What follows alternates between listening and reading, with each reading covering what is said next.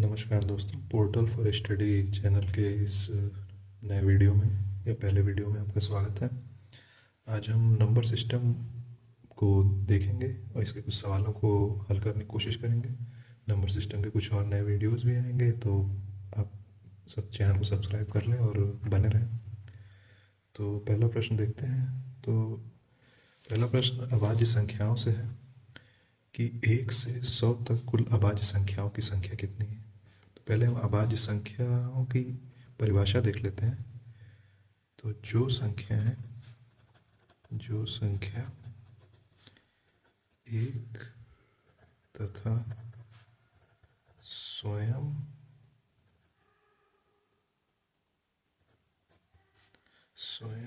के अलावा किसी और संख्या से ना कटे, संख्या से न विभाजित हो। ठीक है, तो ये एक याद करने का प्रश्न है। तो आप इसे याद कर सकते हैं कि 1 से लेके 50 तक अभाज्य संख्याओं की कुल संख्या 15 है और 50 से लेके 100 तक इनकी संख्या 10 है। ठीक है, तो अगर प्रश्न में सिर्फ ये पूछे कि 1 से 50 तक कितनी संख्या है तो आप 15 बता सकते हैं, और अगर पूरा पूछे तो ये संख्या 25 है। ठीक है, तो इन संख्याओं को भी देख लेते हैं एक बार। तो इसमें 2, 3, 5, 7, 11, 13, 17, 19, 23, 29, 31, 37, 41, 43, 47, फिर 53, फिर 59, 61, उसके बाद 67, फिर 71,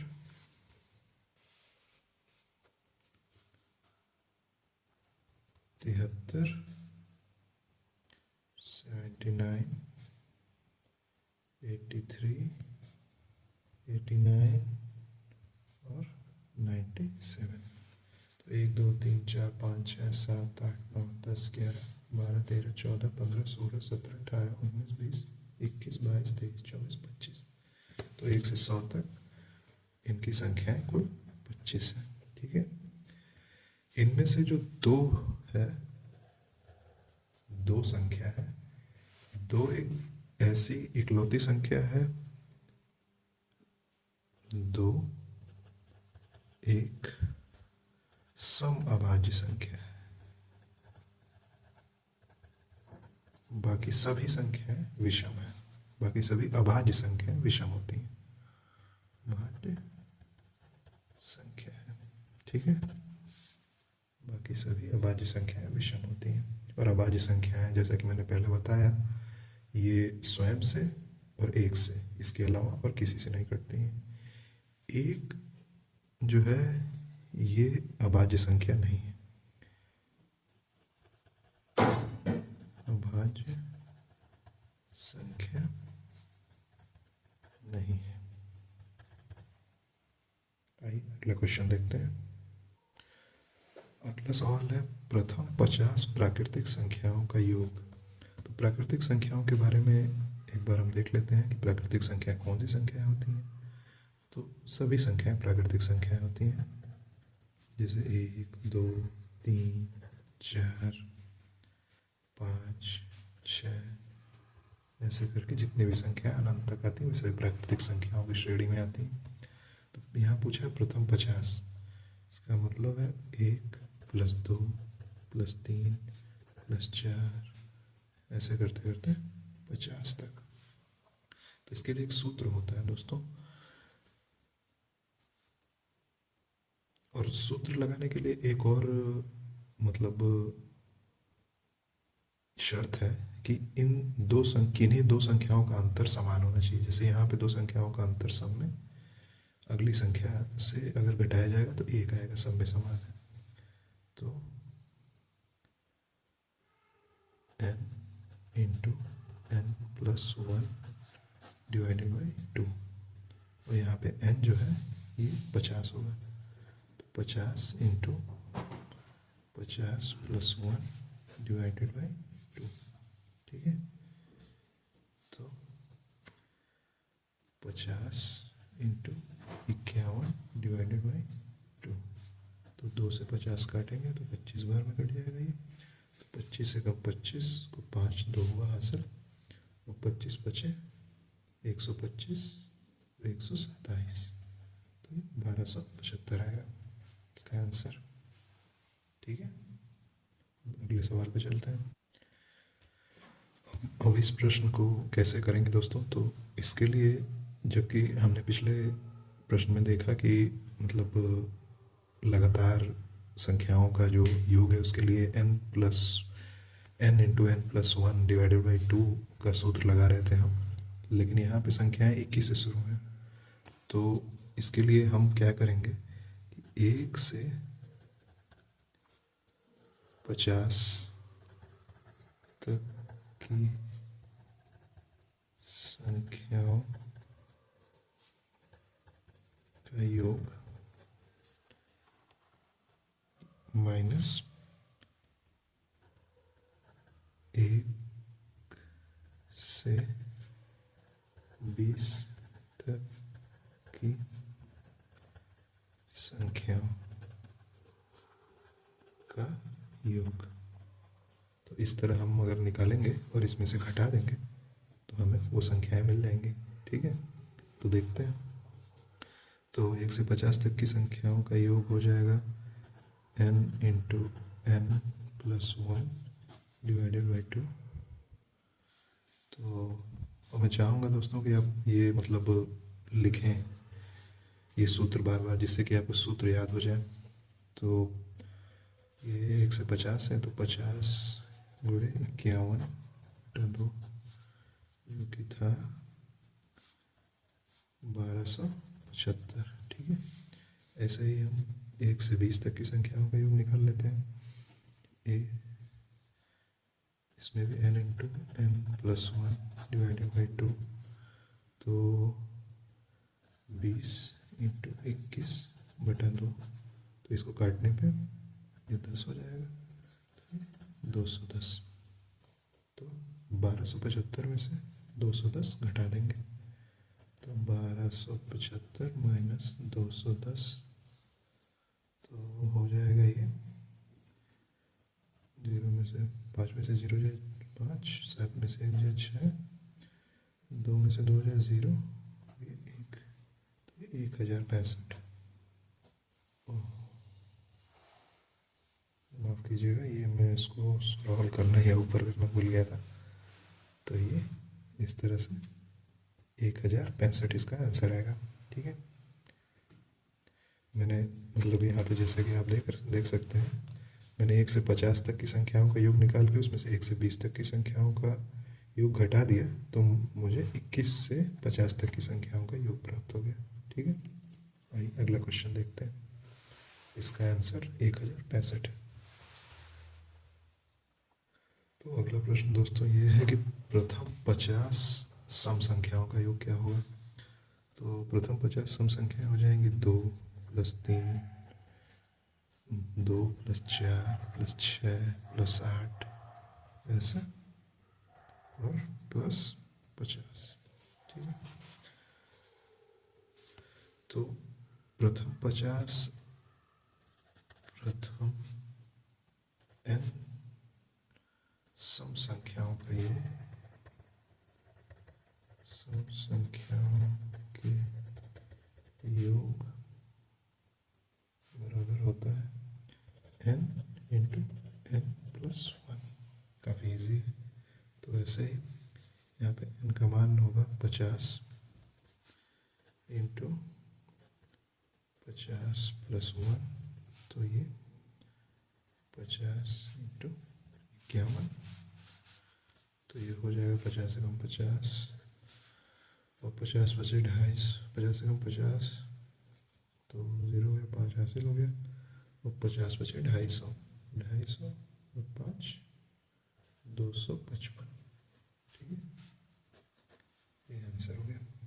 आइए अगला क्वेश्चन देखते हैं। तो जैसा कि हम यहाँ देख सकते हैं कि 60 से लेकर 80 तक की संख्याओं का योग पूछा है और इसमें सारी संख्याएं सम संख्याएं हैं। तो इसे निकालने के लिए हम पहले 1 से 80 तक की सम संख्याओं का योग माइनस 1 से 58 तक की सम संख्याओं का योग। क्योंकि 58 तक हमने इसलिए लिया है क्योंकि यहाँ पे 60 ऑलरेडी ऐड है, इसलिए 58 लिया हुआ है। तो 1 से 80 तक की सम संख्याओं का योग निकाल के उसमें से 1 से 58 तक की सम संख्याओं का योग घटा देंगे, तो इससे हमें 60 से 80 तक की सम संख्याओं का योग प्राप्त हो जाएगा। तो आइए करते हैं। तो इसका सूत्र है n प्लस 1। ठीक है, तो 1 से 80 तक की सम संख्याओं का योग होगा 80। यहाँ n का मान n जो है 80 है। ठीक है, और यहाँ n 58 है। ठीक है, 80 इंटू 81 माइनस 58 इंटू प्लस 1 है, 58 इंटू 59। ठीक है, तो ये कैलकुलेशन थोड़ी बड़ी है। तो 8 एकम 8 और 8 64 माइनस, तो ये हो जाएगा, ये थोड़ा मल्टीप्लिकेशन थोड़ा बड़ा है तो ये हम इसको 60 से गुणा कर सकते हैं। तो 6 8 6, इसको करने की एक ट्रिक आपको मैं ये बता देता हूँ। जैसे मान लीजिए अगर ये है तो इसको हम 58 इंटू 60 माइनस 1 कर सकते हैं। ठीक है, तो 60 का 8 6 48 को 8 4 हुआ हासिल, 6 बचे 30 4 34 माइनस 58। ठीक है, तो इसमें से आसानी से घटा सकते हैं। तो यहाँ 2 हो जाएगा, 10 में से 8 या 2 और 7 में से 5 जाए 2 4 3, तो यहाँ 34 22। तो इसका आंसर हो जाएगा 10 में से 2 जाए 8, 7 में से 2 जाए 5, 4 में 4 जाए 0, 6 में से 3 जाए 3। तो 60 से 80 तक की सम संख्याओं का योग 358 होगा। ठीक है, अगला क्वेश्चन देखते हैं। धन्यवाद। तो अगला क्वेश्चन है दोस्तों कि 1 + 3 + 5 + 7, ऐसे ही करते करते 47 तक की संख्याओं का योग पूछा है। तो यहाँ पे हमें देख के लग रहा है कि यहाँ पे विषम संख्याओं का योग पूछा है। तो n विषम संख्याओं का योग का जो सूत्र है वो होता है n²। ठीक है, n² होता है। और इसमें थोड़ा सा और सूत्रों से अंतर ये है कि यहाँ पे जो n है वो संख्याओं की संख्या दी हुई है। जैसे पिछले n इंटू n प्लस 1 में आखिरी पद लेते थे हम, यहाँ पे संख्याओं की संख्या काउंट करनी पड़ेगी। तो 47 में कितनी 1 से 47 तक ये संख्याएं कितनी हैं, कितनी विषम संख्याएं हैं, इसको निकालने के लिए हम इसमें 1 से 1 जोड़ के 2 से भाग दे देंगे तो वो संख्याएं हमें मिल जाएंगी। ठीक है, तो ये हो जाएगा 48 + 2, तो 24, कुल 24 संख्या है। ठीक है, तो अब इन 24 का वर्ग कर देंगे। 24 का वर्ग होता है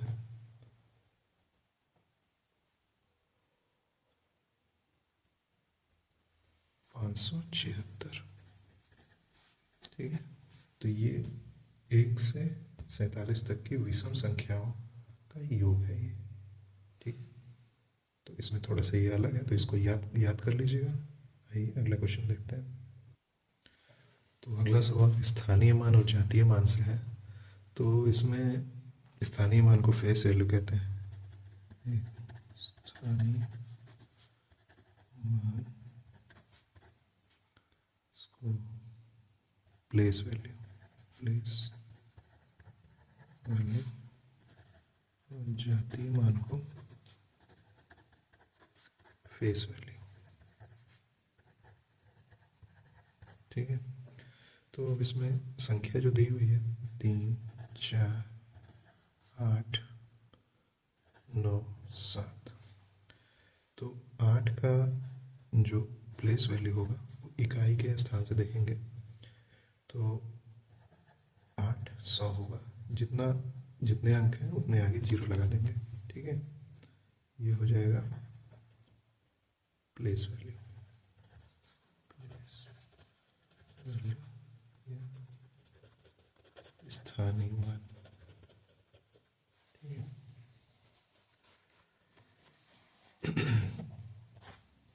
और 8 का जो जातीय मान होगा वो 8 ही रहता है। फेस वैल्यू जो है वो हमेशा समान रहती है। ठीक है, जातीय मान ये है। तो एक और इसमें क्वेश्चन जो बच्चों को थोड़ा कंफ्यूज करता है वो देख लेते हैं। जो दशमलव के क्वेश्चंस होते हैं कि अगर यही आ जाए क्वेश्चन 3, 4, 0.4, 5, 7, 9, तो इसमें स्थानीय मान और जातीय मान क्या होगा? तो इसमें स्थानीय मान, इसमें अगर फेस वैल्यू देखी जाए, जो जातीय मान होता है, अगर 5 का देखा जाए तो 5 का जातीय मान 5 ही होगा फेस वैल्यू। ठीक है, और जो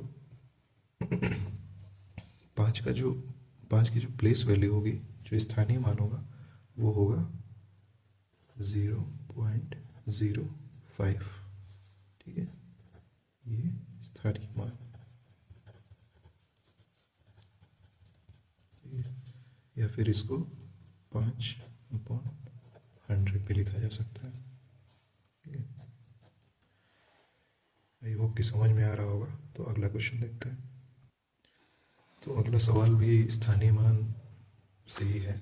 एक क्वेश्चन और हो जाएगा तो प्रैक्टिस हो जाएगी उसकी। तो यहाँ पूछा है कि 249.6957 में 6 और 7 के स्थानीय मानों का योग क्या होगा। तो पहले स्थानीय मान निकाल लेते हैं। 249.6957, तो 7 का जो स्थानीय मान होगा वो होगा 0.0007, और 6 का जो स्थानीय मान होगा 0.6। तो इनका योग कर लेते हैं। ठीक है, ये कितने भी जीरो आप बढ़ा सकते हैं उसके आगे, लेकिन पहले नहीं बढ़ा सकते, उससे संख्या बदल जाएगी। तो 7 का योग करना था 0.006, ये 6007 आंसर आ जाएगा इसका। ठीक है दोस्तों, तो आई होप कि समझ में आया होगा। अगला क्वेश्चन देखते हैं। अब इस सवाल में दोस्तों हम देखते हैं कि इकाई का अंक पूछा गया है। तो इकाई का अंक निकालने के लिए आपको इन सभी संख्याओं का योग करने की आवश्यकता नहीं है। ठीक है, हमको सिर्फ लेना है इकाई का अंक, कि इसमें इकाई का अंक क्या है। तो इस संख्या में 3, 5, 1 और 1, तो 3 + 5 + 1 + 1, तो इसका हो जाएगा 5, 3, 8 और 2, 10। तो इकाई का अंक जो है वो हमें यहाँ पे 0 मिल गया। 0 इकाई का अंक होगा। ठीक है, अगला क्वेश्चन देखते हैं, वो भी इकाई के अंक से ही होगा। अब यहाँ पे जैसा कि हम देख रहे हैं कि यहाँ पे घटाना है, तो इसमें बच्चों को ये कन्फ्यूजन होती है, और ख़ासकर तब जब ये एक संख्या दूसरी से छोटी हो जिसमें से घटाना है। तो कभी भी हम इकाई का अंक अगर छोटा हो तो हम हासिल लेके घटाते हैं। जैसे अगर 3 में से 5 घटाना है तो हम इसमें से एक हासिल लेंगे। तो यहाँ पे 3 में से 5 ना घटा के हम 13 में से 5 घटाएंगे। ठीक है, 13 में से 5 घटाएंगे तो यहाँ पे 8 आएगा। ठीक है, तो इकाई का अंक, यूनिट डिजिट 8 होगा। ठीक है, तो ये कन्फ्यूजन थी, तो मैंने सोचा कि एक और क्वेश्चन इससे रिलेटेड करा दिया जाए। तो कभी भी अगर माइनस करना हो और संख्या छोटी हो तो हासिल लेके माइनस करेंगे। ठीक है, अगला क्वेश्चन देखते हैं। तो जब गुणा की बात आती है तो 29,393। ठीक है, तो जब गुणा की बात आती है तब भी हम यूनिट डिजिट ही यूज़ करते हैं, पूरी संख्या में गुणा नहीं करते हैं। अगर इकाई का अंक निकालना हो तो सिर्फ इकाई के अंक में ही गुणा होगा। लेकिन इसका एक रूल है छोटा सा, जैसे 9 बचे 45 आ गया, तो 45 का पूरा गुणा नहीं होगा, 45 में से भी इकाई का अंक ही यूज़ करेंगे। 5 आ गया और 5 का गुणा फिर 3 में होगा तो 15 आ जाएगा। तो 15 में से 5 जो है इकाई का अंक आ जाएगा। 5 यूनिट डिजिट हो गया। ठीक है, पहले 5 का गुणा 9 में, पहली संख्या की इकाई का अंक गुणा दूसरी संख्या की इकाई के अंक में, जो भी आएगा उसके इकाई के अंक का गुणा फिर अगली संख्या की इकाई के अंक में। ठीक है, आई होप समझ में आया होगा। तो इसका एक और टाइप है, उसको देखते हैं। अब इस प्रकार इस वाली टाइप में इकाई का अंक निकालने के लिए अब हमें देखना रहता है कि मतलब सारी संख्याएं लिख लेते हैं, वैसे लिखने की ज़रूरत नहीं है, समझाने के लिए लिख रहा हूँ। 92, 93, 94, 95, 96, 97 और 98। ठीक है, तो इकाई के अंक को निकालते समय हम देखेंगे, अगर 5 और 2 कहीं आ रहा है तो उसका सीधे इकाई का अंक 0 हो जाएगा। ठीक है, क्योंकि 5 और 2 जहाँ आया 5 दूना के 10 हो जाएगा, और 10 का इकाई का अंक 0 है, तो इकाई 0 के इकाई के अंक से किसी भी संख्या में गुणा होगा तो वो 0 ही होगा। ठीक है, तो इसको एक बार चेक कर लेते हैं। तो 1 दूना के 2, 2 3 6, 6 चौको 24, 24 का 4 हो जाएगा, 4 बचे 20। यहाँ पे 0 हो गया इकाई का अंक, उसके बाद फिर 0 होता चला जाएगा। तो हमें देखना है 5 और 2 अगर आ गया तो फिर 0 हो जाएगा इकाई का अंक। ठीक है, 0। अगला क्वेश्चन देख। इस क्वेश्चन में एक और चीज़ बता दे रहा हूँ, 5 या 2 की ही जरूरत नहीं है। जैसे किसी भी मतलब दो संख्याओं जिनका योग करने, जिनका गुणा करने पे इकाई का अंक 0 आता है, तो फिर सारी, जैसे 4 या 5 का भी गुणा हम अगर करेंगे, जैसे इसमें 4 भी दिया हुआ है, 4 × 5 भी 20 हो जाता है, तो इकाई का अंक यहाँ भी 0 हो गया, तो फिर सारा सब कुछ 0 हो जाएगा। ठीक है, तो आप कोशिश करें कि 5 ज़रूर खोजें, और अगर 2 और 4 मिल जाता है तो फिर काफ़ी अच्छी बात है। तो अगला क्वेश्चन देखते हैं। तो अगला प्रश्न है कि 3 के पावर 32 में इकाई का अंक क्या होगा। ठीक है, तो इकाई का अंक पावर में अगर संख्याएं दी हुई हैं तो इकाई का अंक निकालने के लिए, अब जो कि हम 3 का 32 बार गुणा तो कर नहीं सकते, तो इसमें इकाई का अंक निकालने के लिए पावर में जो कि 32 है, इसमें 4 से भाग देते हैं। ठीक है, अगर भाग पूरी पूरी चली गई तो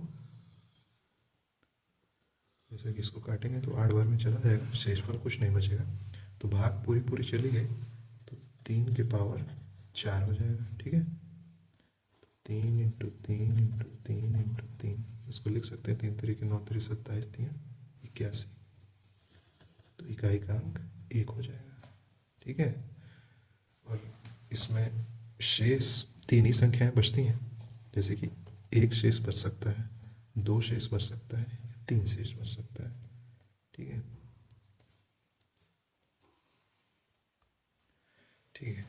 तो अगर शेषफल अगर इन तीनों संख्याओं में से कोई एक बचे, 4 से भाग देने के बाद अगर एक शेष बचे, तो यहाँ पे 3 के पावर 1 कर देते हैं हम। अगर 2 बचता तो 3 के पावर 2, और 3 बचता तो 3 के पावर 3 कर दिया जाता। ठीक है, तो आई होप कि समझ में आया होगा। तो कुछ सवाल और कर लेते हैं इससे रिलेटेड, तो ताकि ज़्यादा बेहतर समझ में आए। तो मतलब एक बार और समझा देता हूँ। तो घात में 4 से भाग देना है, हमेशा 4 से भाग देना है, कोई इसका अल्टरनेटिव नहीं, कोई किसी और संख्या से, कोई और रूल नहीं है, बस 4 से भाग देना है। 4 से अगर पूरा पूरा भाग चला जाए तो फिर घात में 4 लिख के उसका मल्टीप्लाई करके जो आएगा उसका इकाई का अंक ही इस संख्या का इकाई का अंक होगा, 3 के पावर 32 का। ठीक है, और अगर शेष बच रहा है तो शेष अगर 1 बच रहा है तो 3 के पावर 1 चढ़ा के जो इकाई का अंक जो कि 3 होगा तो उसको लिख देंगे। या 3 के पावर अगर दो शेष वाला आ रहा है तो 3 के पावर 2, और 3 शेष वाला आ रहा है तो 3 के पावर 3 कर देंगे। ठीक है, आइए कुछ और क्वेश्चन करते हैं। अब अगला प्रश्न ये है बच्चों की 2 के पावर 2856 है, तो इसमें पावर में 4 से भाग दी जाएगी। और 4 से विभाजकता का नियम, चलिए विभाजकता का नियम मैंने नहीं पढ़ा है तो इसको ऐसे ही करते हैं, 2856 और इसमें 4 से भाग देते हैं तो 7 चौक 28 और 14 चौक को 56 होता है। ठीक है, तो 714 आ जाएगा। तो शेषफल यहाँ पे जो कि शेषफल बराबर 0, तो इसलिए 2 के पावर 4 लिख देंगे। ठीक है, तो 2 इंटू 2 इंटू 2, 2 दूना के 4, दूना के 8, दूना के 16, तो 16 मतलब इकाई का अंक, इसलिए इकाई का अंक 6 होगा। ठीक है, और अगर यहीं पे अगर ऐसा एक क्वेश्चन लेते हैं जो 2 के पावर 28 57 कर देते हैं, देखते हैं। तो 28 57 अगर करेंगे तो 28 57 में 4 से भाग देंगे तो शेषफल मुझे लग रहा है एक शेषफल बचेगा,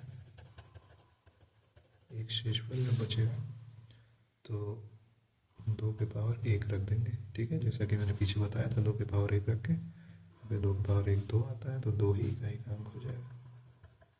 ठीक है,